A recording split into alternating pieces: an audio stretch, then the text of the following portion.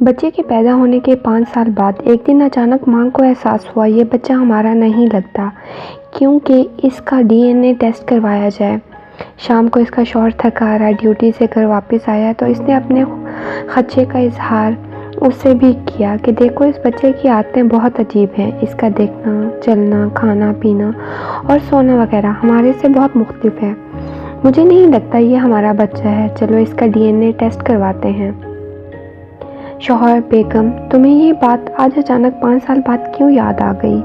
یہ تو تم مجھ سے 5 سال پہلے بھی پوچھ سکتی تھی۔ بیگم حیران ہوتے ہوئے: کیا مطلب ہے؟ تم کہنا کیا چاہتے ہو؟ شوہر: بیگم یاد کرو ہسپتال کی وہ پہلی رات جب ہمارا بچہ پیدا ہوا تھا اور کچھ ہی دیر بعد اس نے پیمپر خراب کر دیا تھا، تو تم نے ہی مجھ سے کہا تھا اے جی سنیے پلیز بیبی کو چینج تو کر دیں۔ تب میں نے بڑی حیرانگی سے تمہاری طرف دیکھا تھا تو تم نے ہی کہا تھا ہمارے پیار کی خاطر اب جب کہ میں ہل جل بھی نہیں سکتی تو کیا آپ یہ چھوٹا سا کام بھی نہیں کر سکتے؟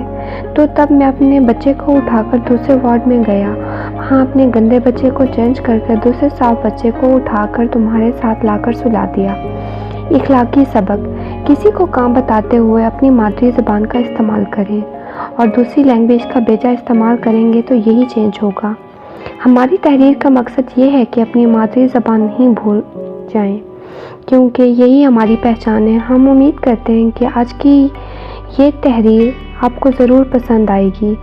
مزید اچھی تحریر کے لیے ہمارے چینل کو فالو، لائک کریں اور اپنی قیمتی رائے کے بارے میں ہمیں کامنٹ میں ضرور آگاہ کریں۔ شکریہ۔